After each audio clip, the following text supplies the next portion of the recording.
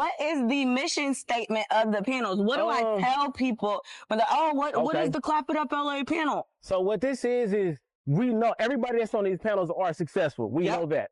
But what our purpose is to show you what it takes for them to get to where they are. So I don't care for you to continue to highlight yourself. I want you to talk about the moment that you were lost and depressed or didn't have no money, but you kept going in these moments. Like, how much for example, time do you have? What you mean? Oh, shit. Oh, shit. I mean, but not for real. That's what it's all about. I want you to see that side of people. On Instagram, all you get is the highlights. All you get is the I'm winning, but you don't get the part where they're losing. Like, shout out to Chuck Dizzle talking about how him and DJ Head had to split up. Shout out to DJ Head, Life's Fact. Shout out to, I mean, even Chuck starting in his bedroom apartment, what homegrown radio was, and now he's on 92.3. Like, that's what it's all about. Shout out to Head for telling people that it took him 14 years to make his living in the game. That's the type of shit people need to know. You feel me? This whole time, I'm working, but ain't nothing happening for me. So now I want to give up. But when I pull up on that Clap It Up panel, I learned that this and this happened. I learned that they went through that. I learned that's what it's all about. Because I needed that. I started 2 businesses that failed because I didn't know that it was supposed to be hard. Once I started getting that information, I wanted to create a platform to further motivate people to learn that you're supposed to go through this. Just don't give up. And that's so what it's a really motivational support system.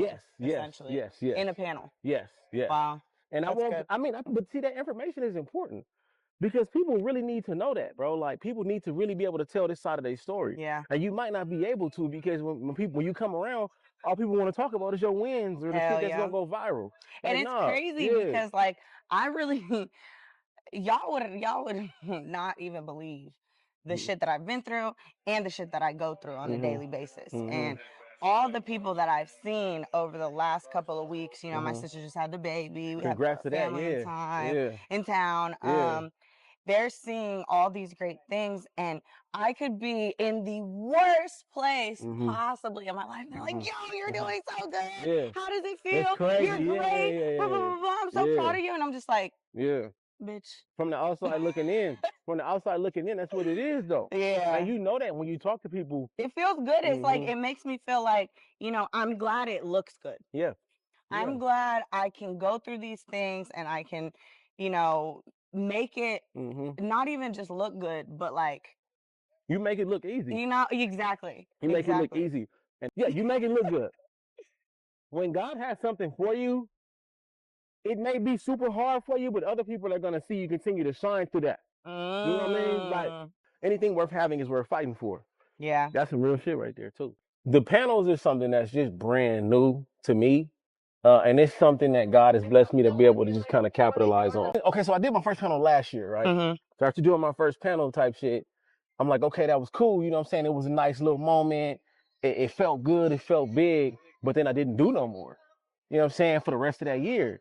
And the moment went away. You know what I'm saying? I'm doing these interviews and I'm like, okay, it just I think I've heard you say you have to make the moment. You got to create the moment. So it was just a steady like this. Like right now, because I'm blessed to be consistent with it and do multiple, it's been up. You know what I mean? And that's the whole thing about those panels. The best part about it is that the knowledge, the wisdom, the blessings, all that stuff that comes from that, the sense of community. Now when you go to different events, people are running into each other. Hey, you were on a panel. Okay, I'm not going to hold you. I'm going to get back to your mission statement. Yeah. But I know you feel like, oh, you're just doing a little thing, whatever. Oh, yeah. But, like, low-key, you put me on. Yeah. Like, from your panel, that was in May. Yeah. I have had 4 or 5 legal consultations. That's crazy. I have had, I can't even count the number of events that I've been invited to, the number of faces that see me. Oh, I saw you on J Brock's panel. Oh, I saw you on the Clap It Up panel. Like, you think I have followers, all this type of stuff, but like, you put me on. Like, sitting in that room, my sister was writing down notes. She was running out of pages because every other word the boys were saying, the men were saying, was prolific. It was just so nice for someone to create a space for so many amazing and high profile people to be able to just like give free game. It's truly a blessing to be in a position like that because that's how God is using me. You know what I mean? And prior to that, I had to go through something to get there. I had to face a setback in order to propel me up to here. And I heard somebody say, Like, stop looking at the process like the punishment and look at the process as the development. You know what I mean? And that's what it is. And no, and I got to give a shout out to you too, because you go places. Oh, that's Legal Queen LA. It's funny because you branded the fuck out of yourself. Legal Queen LA, Legal Queen LA. Now, I want you to talk about the name Legal Queen LA, because she ain't from LA, right? And I was like, so why you from? I was like, why is that your name? So talk about the Legal Queen LA, but how have you recognized that your brand have expanded also? Well, first of all, yes, a lot of people do assume I'm from LA because of my name, but Fact. a lot of people tell me, "Oh, you can tell you're not from LA." I don't even know what that means, but it's fine. When I was studying for the bar, Yeah. obviously I was in Florida, but I was studying for California's bar. Mm-hmm. So the first time I ever saw California law was 3 months before I took the test. Oh, that's crazy. And I passed the hardest exam in the country on the first try. That's crazy. And in Cali, you take your test in July, but you don't get your results until November. Yeah. So there's this giant chunk of time where you don't even know if you have a career. Yeah. And my crazy ass moved here before I got the results to find my job, to do my thing. I moved here in a 1-bedroom apartment with me and my little sister. Right. Like, that's the humble beginnings of LA. Faith. And my dad, my family was like, "You're crazy. What if you didn't pass?" We don't have time for what ifs. God did. You feel me? Come on. So I got my results, and this whole time I'm sitting with, I had my law clerkship. You know, I'm working at a great big entertainment firm, but I'm just a law clerk. I'm just a legal assistant. I don't know if I'm a lawyer yet. Well, I lied. When you graduate law school, you're a lawyer. Okay. When you pass the bar exam, you're an attorney. Okay.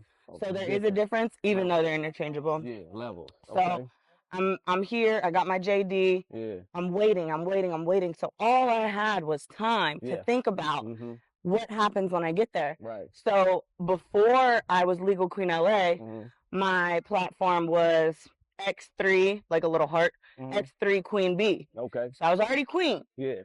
But I'm thinking, I'm just like, hey, yo. You want to capitalize on that. Legal queen would go crazy. Yeah, fact. And I'm doing this shit in LA. I'm not going anywhere else. I'm not doing DC. I'm not doing New York. I'm not doing Miami. No, I'm going to Hollywood to help Hollywood. Because there's a lot of young, talented people who get screwed over every day. Facts. You know what I mean? So I just shifted my focus. And as soon as I got my bar results, as November 15th, 2019, I'll never forget. Flip that switch, huh? I changed my at name. Legal Queen LA on all platforms. And now, like, half the people out here, they don't even know my name is Ashley. Facts. Yeah, I keep telling him, Ashley, he like, I keep forgetting that's Legal Queen. Right. It's crazy. That's powerful branding, though, because I swear everywhere I go, I'll be bragging. Yeah, my attorney is Legal Queen LA. Yeah, see, I swear every chance I get, that shit is like crazy. I love that. Thank you. I think it just shows a different level, because not everybody has an attorney. Not everybody knows that they have access to that, or not everybody is that's not in their community. You know what I mean? So when you came through with that shit, I was like, yeah, I gotta have her on the panel to be able to tell that side. I love because that. It's more. This isn't a music industry thing. Right. This is bigger than that. You know what I mean? This is about everyday people. And I want to change the narrative. I want to change the narrative on lawyers, because you got the little switch on, I'm not an old white man. Right. That's fine. That's one thing. But I want to change the narrative, and I don't need a lawyer yet.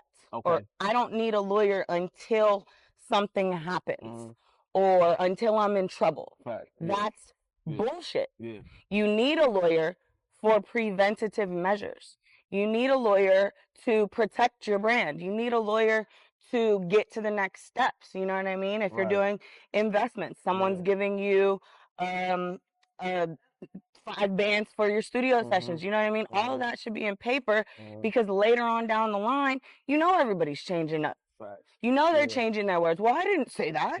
I didn't mean that. Well, if you put it on paper, who could change that? You know what I mean? That's the contract. Yeah. And so I really want to change the narrative for people to start thinking of, I don't need a lawyer when I get here. I need a lawyer to get here. Okay. Makes sense. When people come up to you, do they know that are you an entertainment lawyer? Like, what type of what is this? So yes, I'm an entertainment attorney for sure. Okay. But that can encompass anything. Okay. You know what I mean? Like I have celebrity clients and they can call me for their family law stuff and ask if I can do it. And because in law you don't have like a major like in college, you don't have like you're not a pediatrician or this. You can do anything that has to deal with law if you make yourself competent to do it. But if you called me to do like your child custody, I could help you if I do the research and if I'm able to. You know what I mean? So it could be anything if I have like a specific client that's on retainer. But otherwise, anything in entertainment. Intellectual property, business law, music law, contracts, trademarks, lots of cease and desist letters. So she is the plug. Yeah. I like that. That's a fact, for real. I like that. But see, that's hard when it comes to educating yourself. The number of doors that you can open for yourself is always incredible. Honestly, I see you managing. You feel me? Shout out to homie Air. Now, as a woman, it's always interesting to hear your perspective because as a man, I go through shit too, and people do, certain ways and shit like that. But as a woman, it's always interesting to hear your perspective.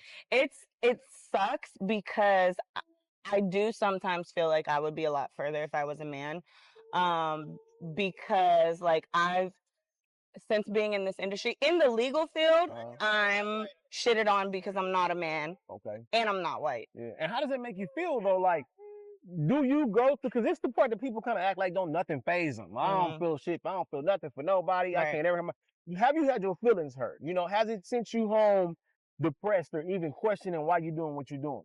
It has, not necessarily. So I have the legal world and I have the entertainment world. Yeah. And in the entertainment world, it's because I'm a woman.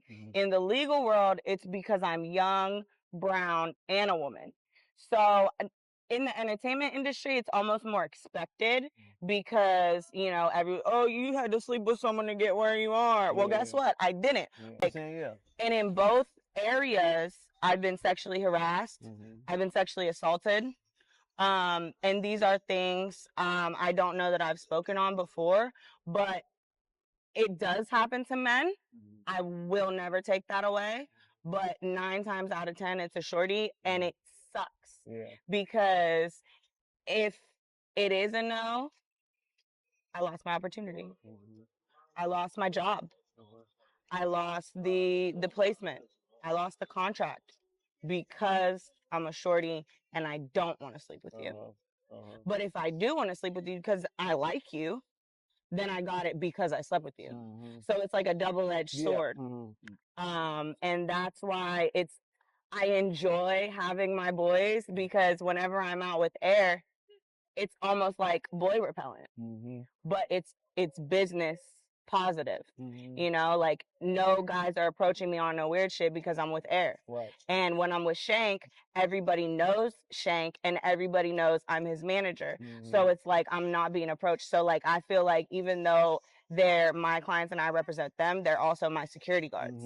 And so it works for us and we all move as a team. And like I love them so much because not only do they trust me with their careers and their lives, and that's such a huge, huge blessing that I don't think managers really understand. Like, you could pick anybody. You could have Scooter Braun. You could have, like, you pick me to manage your life. Yeah. Like, that's a big deal. Fact. And I feel very blessed to have that opportunity, but I also feel more blessed because my boys truly respect me. Yeah. And that's hard to find. Like you truly respect me. JR truly respects me. It's really sad to say that that's the anomaly. Like I've collected a lot of great people, Elijah Banks, Quizzy, like y'all respect me, you show me love, you appreciate me, you put me on opportunities, you speak highly of me, and it's nothing less ever. Right. Yeah, I've never felt any type of way in those situations, but that's not the norm. Yeah. And I wish it was different, but in both areas, I don't think it ever will be. Yeah. We all have something that we have to overcome. Building a team is also one of them. And that's something that you just spoke on. So important. And the thing about building a team is it's not as cut and dry as it may sound. Oh, we're going to connect. Yeah, we're going to be a team. No, you might connect with that person, think y'all locked in forever, and something goes wrong and y'all can't work together no Oh more. my God. You know what I'm saying? So Perfect talk about that. example. Perfect example. One, you'll never make it anywhere in a lot of industries, but especially this one if you don't have a team. Fact. But perfect example. Last year, I started a business together as a team. And not even 2 months after the business was started, it went up in flames because of personality differences. Like everybody out here wants to, oh, I have this idea. Oh, I have that idea too. Let's do it together.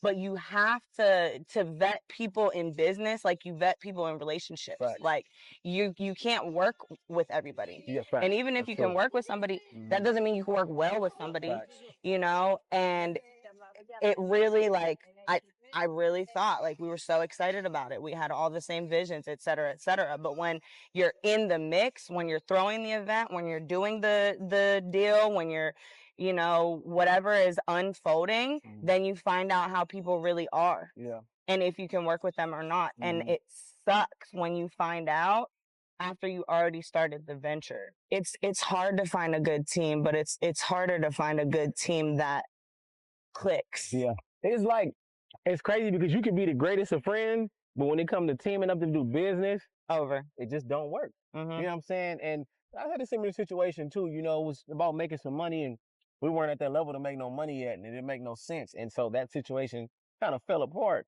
And that was like a month and a half or two, something like that. But it just showed me that, you know, and for anybody, whatever team that you build, you got to give people who genuinely want to be there. Yeah. And you will have those people. They will come. No matter how bad you want this person to be on your team or that person to be on your team, you know, that might be the super team in your eye, but that might not be the team that's really meant for your situation. And you can't force anybody to do something they don't truly want to do, and you can't change anybody. Right. Like those are the things. If you have a team and it's just the two of you, and the other person, like their heart really isn't in it, or they're focused somewhere else, or there's a disagreement and they're just like it doesn't work. Like you can't force anybody to be where they don't want to be. That's a fact. That's a fact. That's major key right there. And the same for you. Nobody can force you to be anywhere that you don't want to be. You know, what you are passionate about is what you're passionate about. What other people are passionate about is two separate things. Sometimes you got to separate yourself from whatever that is, because if you don't have the passion for it, you don't want to be there. And that's okay. And all people can do is understand that. You know what I mean? So that's extremely important that you're saying that. Now, what aren't you passionate about? First and foremost, I am not taking applications for management. I have 2 boys. And yeah, I'm so sorry. If you want some legal work, always call me. Legal Queen LA on all platforms, duh. But I cannot accept any other clients in management because it's such a personal endeavor. It's such a huge, huge commitment, and I'm all in. Like that's my passion project. Well, what is a slow weekend looking like for you? I have not seen a slow weekend this entire summer. I've been on go since I want to say the end of April. BET weekend really ramped things up. It was like 3-4 events in one day, and you had to go each to all day. And of course I have 2 guys. Yes, we operate as a team sometimes, but there are separate endeavors. You know, they're 2 different individuals. They're 9 times out of 10, it's not going to be the both of them, you know? So sometimes I really just have to, I wish I was 3 people at once. But every single weekend and throughout the weeks, it's been like that, like 3-4 events in one day. This past weekend, you know, summer's wrapping up. I literally had 4 places to be from 9 a.m. We did the Kathy J cleanup. Shout out to Kathy J Hood. She's amazing. That was at 9 a.m. I had 2 hours of sleep that morning, and then I got home the next morning at 2:30 a.m. because it was a brunch and an event and a cookout and a club and this and that. So it's really, if I'm giving my time to someone on a business or a personal tip, like that really is like, I don't say it to sound cocky or whatever, but like that's a blessing that I can even respond to you. But that's what this We're is. not complaining. I'm blessed. I'm blessed and I'm happy and I love what I do. But damn, I'm tired. From 7 a.m. on Thursday to Sunday morning when I woke up for church at 9, I had 6 hours of sleep. Damn, So Thursday, Friday, and Saturday were one day for me. yeah. One day with When I 2 or seen 3 you, naps. I always do the most. So I would always find myself crossing the line for my legal clients and doing extra shit for free. Managerial things, publicity, A&R stuff. And I would just do it off the strength. And so when the girl was like, you know, you really should take yourself seriously. I want you to sit down with my artist, with my client. He's looking for a manager, and that was Air. So I sat down with Air the Prophecy, and it was after I met you guys at the Lausanne show, about 2 months later, and I sat down with him, and he inspired me. He was so motivated and dedicated to what he has going and what he wants out of this music career that I left and said, I can do this. I'm starting my management company. I'm a manager. And I called Shank and I said, ring, ring, ring. I'm ready. And at first, I'm not even going to hold you. Shank was like, well, who the fuck is this Eric dude? Like, what do you mean? What do you mean another guy? Like, I'm an only child syndrome. Hello. And I'm like, but like, it could be really good. Like, you know, just I could do both. And so now we're a cohesive team, but like Shank's been waiting on me to be ready because he been ready and he been waiting.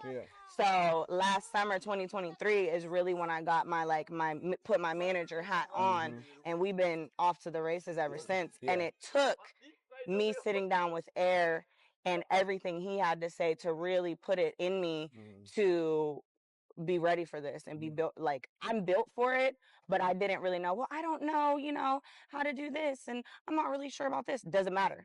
You love these people, you care about their careers, you do everything in their best interest, and that's the most important piece of a manager. You could the business acumen, it's in you, but you could learn it. You could read a book, you could go to classes, you can network, you can get your MBA, you could do all these things.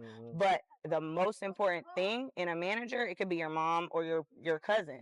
They have to care about you and what you do and want you to succeed, because if they don't, or if it's even like a question about it, everything else doesn't matter. That makes a good manager. You know, you have to truly care and really want to see it in people win. Now, when you had to hear, that's another thing too about being on the team. You gotta be able to deal with constructive criticism if that comes. You gotta be able to deal with criticism. Every conversation may not be peaches and cream. So with you talking to Air that day, what's that conversation like? And talk about maybe uncomfortable conversations y'all may have.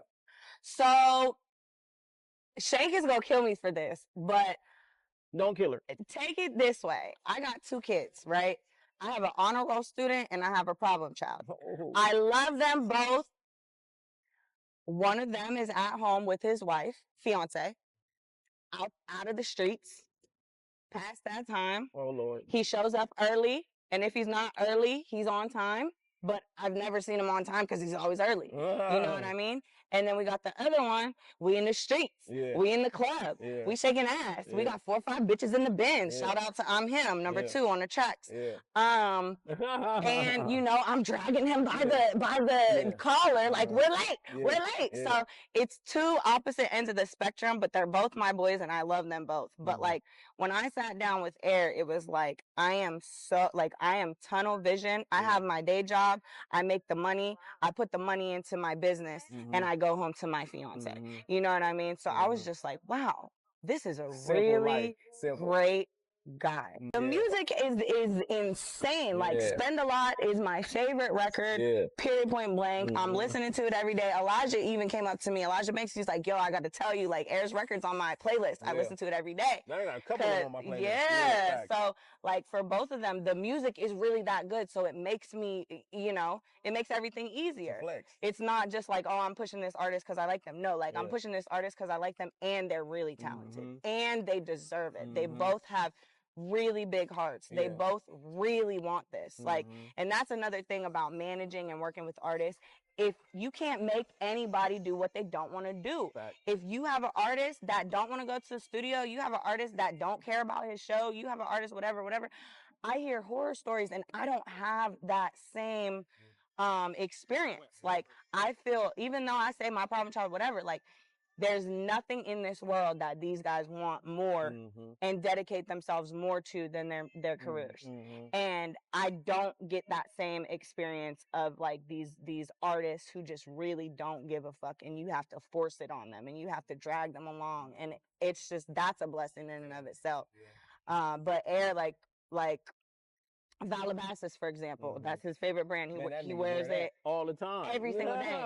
I'm looking into them, like seeing how we could work together, whatever.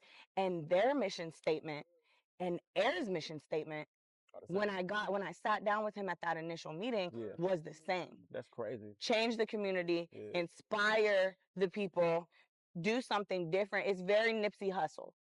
Let's just say that. How can you not be inspired? Yeah, facts. How can you not be inspired by that? Yeah. But I've been wanting to ask you, like, you and Air, you're married. Yeah. You're in the entertainment industry. You may be on the BTS side, whatever. How does that work? Because one, I'm wondering for myself, and two, there's a lot of people who can't even imagine, can't even fathom the idea of being in a relationship, let alone a marriage in this industry. At the end of the day, my shit is simple. I go out, I pull up, I work, and I take my ass back home. I know what I got at home at the end of the day. That's the problem. That's hard for people. See, and that might be wherever their mindset is. That's not my mindset. I know what I got at the house, and that's all I need. Now, of course, I see people who look good. I mean, shit, my wife sees people that look good as well. But I'm not even the type of nigga to be trying to get at every female I see. Like, that's just not me anyway. So it's real simple.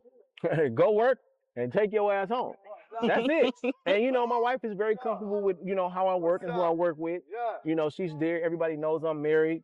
So, you know, it's not a challenge to me at all. What advice would you have for people who don't see it that simple? Who have an idea like, yeah, I want to get married, but in this industry, I don't think that's possible. I don't think it's realistic. I can tell, you know, realistically, if you want it to happen, that's what it's going to be. It's that simple. And that's it. Yeah, it ain't no magic, ain't no advice, ain't no motivation I can give you. If you want to be married to somebody and you know what I'm saying, that's just what you're going to do, bro. Like, this is a great informative conversation. I feel like people getting to see different angles and different sides. Of both of us. Facts. And it's because every time we get together, we have these great ass conversations. We get to picking at each other. And we'll never catch them. Facts on everything. Can I just say, being here, right here, we have Muscle Beach. Yeah, Muscle Beach, man. Growing up in freaking anywhere else but the West Coast, like, this is all like fake. It doesn't exist. Like, and I just really, every now and then I have to stop, and no matter what bullshit I'm going through, like, I'm really here. Yeah, you really moved out here. You really made it happen. I'm really here. Like, people really call me Legal Queen LA. Like, that is just, it's crazy to me sometimes. I'm in the front row at the BET Awards on the TV watching Usher get a Lifetime Achievement Award. Flexes, like, that was my first crush in the 5th grade. Like, it's crazy to me. And like, you know, obviously I love J. Cole, but like Tupac, being right here. Yeah, being right here. That was the inspiration behind that. That is my baby. Yeah. Like, it's crazy to me. So like, Facts. I'm just happy to be here. And it's crazy because you from Florida, but you got so many different people that you look up to that have been to the Tupac, you know what I'm saying? Like, stuff like that. Why is your influence coming from LA? You know what I mean? Like, you from where you are, how did you know that you were influenced by LA so much? So I don't know that I necessarily knew it until I got here. Oh, okay. But because my sister came out here first. She's younger than me, but while I was in law school, she came out here to go to performing arts school. And that kind of drove my focus over here.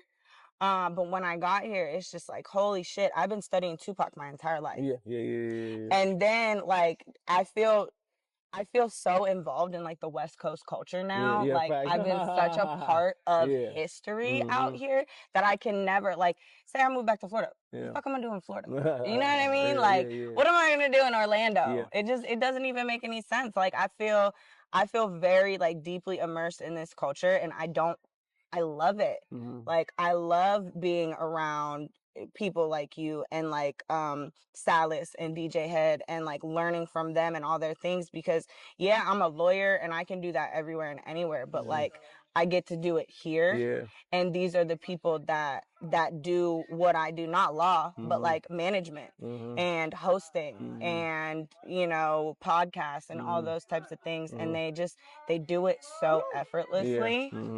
I don't think that people on the East really even understand. Yeah, facts. Like, Facts. I ask my friends, like, do y'all even really understand what's happening out here? Do you know? Do you guys talk about these things? And like Elijah Banks is another one of my really good friends. Like, and he's very, you know, LBC, but like I get to see the evolvement because I feel like now the West Coast is expanding for sure to the East and internationally. And I don't think we've done that. Since Pac, like, and Dre and Snoop, like, I really don't think it's been done on that scale since then. And like, that's really cool. From hearing people talk about who not from LA, they talk about how hard it is to make it in LA, and you've been able to do that. You know what I mean? Like, you've been able to build your name with some real steppers out here. You feel me? And that's crazy and all in its own, because it doesn't. I don't know if it's the way that I came in, but to me, it seems like everybody knows everybody, but that's really not how it is. And then, you know, building the relationships with people is different. Yeah. Some people you can just talk to one time and it's good. Some people will take a year or two to really like finally really lock in with them. So you've been able to get with people and really do your thing. But have you went through the being left on scene? Have you went through being left on red when you're trying to reach out and work with somebody, like, you know, the denial, you know what I'm saying? Stuff like that. Like, when you do go through that, how does that make you feel?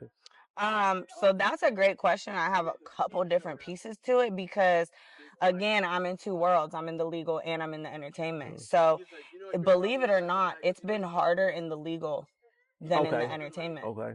Like, I've worked with really great and worked under really amazing prominent attorneys, but because I do both, the legal profession looks at me away. And because I do both, the music profession looks at me in a way. So sometimes they go against each other. Like, my podcast or like my social media or whatever may not look how the law firm wants me to look, you know? So I have had those no's. Like, when I was first starting to try and get into firm life, I got that a lot. Like, no, maybe next time, maybe when you have 5 years of experience, blah, blah, blah, blah. And I faced that a lot there. In the entertainment industry, again, going back to what I said earlier, it's not necessarily a left on red or a left on scene, but it's a, I want this, and if not that, then it's okay. Yeah. I'm gonna tell you like this: she doing her shit out here, she making her presence felt, and niggas know who Legal Queen is. And you better, you motherfucking better. The other day, I was talking to Leaky, and he was like, "Oh yeah, like my manager really likes you. Like he's asking me about the podcast, blah blah blah." And I was like, "I don't know if you know." He's a lawyer too, right? Yeah. And so when I first met Leaky, that was the very first thing I said. I really respect you and I really am proud of you because you have a manager who's a lawyer. Like, and I don't know if you did that on purpose, but you're brilliant. Like, clap it up for that, because there's not a lot of DMAX and legal queens. There's not. Facts. And usually if we do have both accolades, like we choose one or the other. But that was the very first thing I told Leaky, like, that's dope. And like, I'm really proud of you for that, because you're thinking about the future and you're thinking about protecting, monetizing, and capitalizing on your career. And that shows. But he was telling me like, oh yeah, he likes you, blah, blah, blah. And I was just like, I don't know if you know, but like, everybody likes me. And I don't say that to say everybody likes me. I'm sure there's people who's like, who's this bitch? You know what I mean? But everybody that I know likes me and respects me or whatever, because I'm a genuinely good person. And I mean that. Like, there's not a hating, jealous bone in my body. There's not a bad intent anywhere in me or on me. And there's not a lot of that out here. And I don't mean LA. I mean Hollywood. I do not mean LA. I want to be clear because those two things can get confused. Yeah, facts. Two different things for sure. In Hollywood, there's a lot of bad intentions. There's a lot of shisty behavior. There's a lot of grime. There's a lot of bullshitters. And I don't say things I don't mean. If I say something, I'm going to do it. Yeah. Like I said, I don't care if I'm on my deathbed. I'm going to show up or I'm going to get it done. And that comes to my detriment a lot of the time. But that's why I think that I've been able to maneuver the way I have. It hasn't been easy by any means. But people, you know, see that. And I'm a very transparent person. Like, you could ask me whatever you want. I'm going to tell you. I'm not going to lie about it. I'm not going to, you know, make something up. Like, I'm very transparent. Yeah. I wear my heart on my sleeve, again, to my detriment. But there's nothing that's going to change that, whether I want it to change or not, because that's just who I am. Who you are. Yeah. That's a fact. You can't change that. That's a beautiful thing, because ultimately the best way to make it is to be who you are. You know, any facade or any front you putting on, at some point, like DJ Head said, that shit is gonna come to an end. The mask is gonna come off. It's gonna come off. It's gonna expose itself. So you can make it by just being you. Don't be afraid of that, man. You know what I mean? West Coast, man. Legal Queen LA. J Brock, clap it up. Call LA. me. You know what I'm saying? Make sure you get y'all tickets for September 7th. She won't be there. It's the best day of the year. Yeah, it's the best day of the year. Look, you know why? Don't make me. Oh, Lord. Don't make me, because it's my birthday. She won't be there because every time we have these events, there is something that she has going on, and that day is her birthday. I even told her the event date for February, and she got some shit going on that day. The damn thing. But I'm going to be there. February, Clap It Up LA panel. Yeah. I will be there. But either way, September 7th, we got DJ Charisma. And I really wish I was there, because as I've met her, I've never gotten a chance to sit down and pick her brain. Because, again, being a woman in the DJ world, it's rare. Facts, and I really want to hear what she has to say. So I'm looking forward to the clips and the recap. It's going to definitely be there, man. Your boy J Brock, Clap It Up LA, September 7th. Get your tickets, man. We out.